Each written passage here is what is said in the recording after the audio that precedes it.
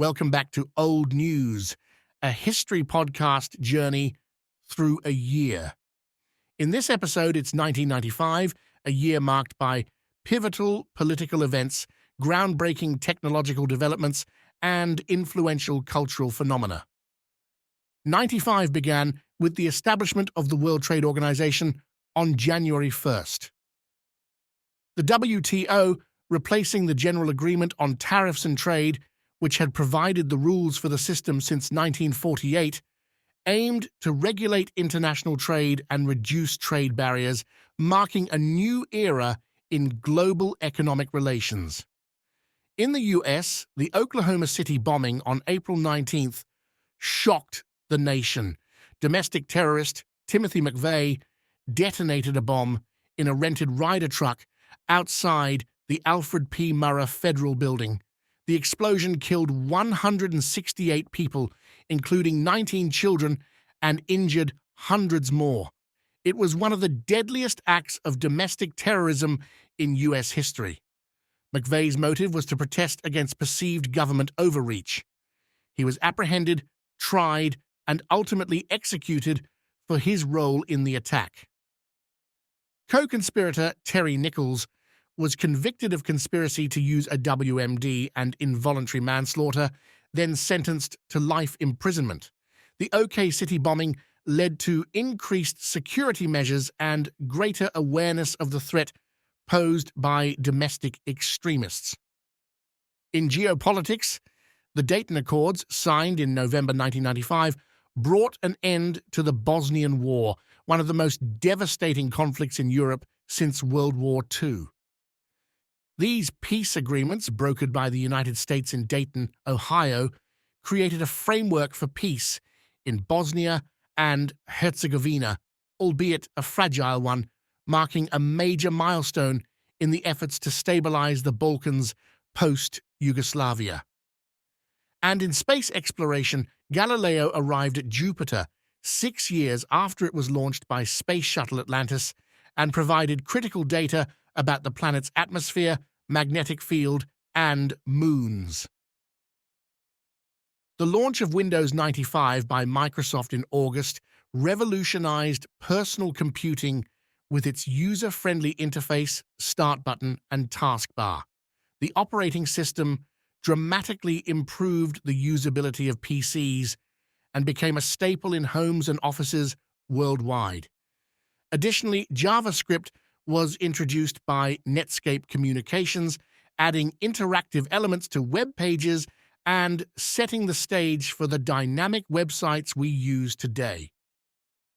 And the O.J. Simpson trial of the century started in January 95.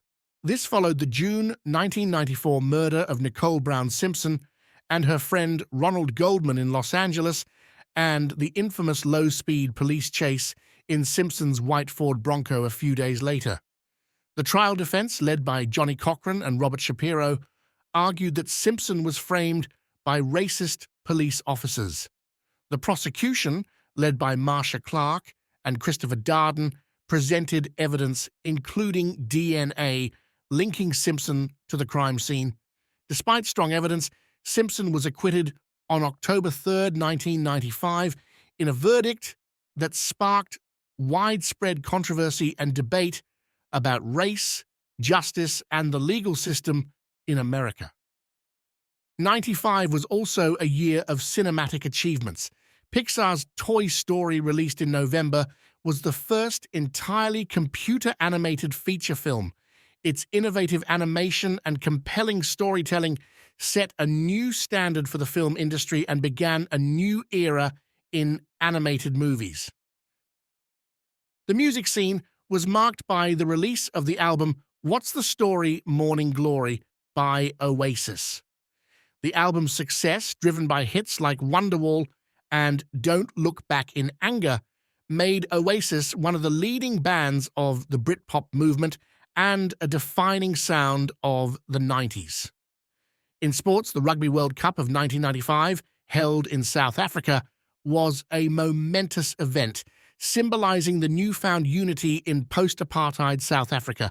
The victory of the South African team, the Springboks, and the iconic image of Nelson Mandela presenting the trophy wearing a Springbok jersey became a powerful symbol of reconciliation and national pride. And in video gaming, EA Sports released NBA Live 95, the first in the NBA Live name series, but following the NBA playoff series starting in 1989 and NBA Showdown in 93. Available on Super Nintendo, Sega Genesis, and PCs, the game introduced an isometric view, creating a more realistic gameplay experience. Fashion in the mid-90s was characterized in part by minimalist styles featuring clean lines and neutral colors. And on the other side was the grunge trend, embracing a more rebellious look with flannel shirts and ripped jeans. We also had denim jackets, skirts, and overalls. Women rocked crop tops with high-waisted bottoms and chunky platform shoes, and choker necklaces popularized by Drew Barrymore and Gwen Stefani rounded out the eclectic and relaxed fashion vibe of the era. This has been Old News, a year in review. In the words of Winston Churchill, those that fail to learn from history are doomed to repeat it. See you next time, and stay curious.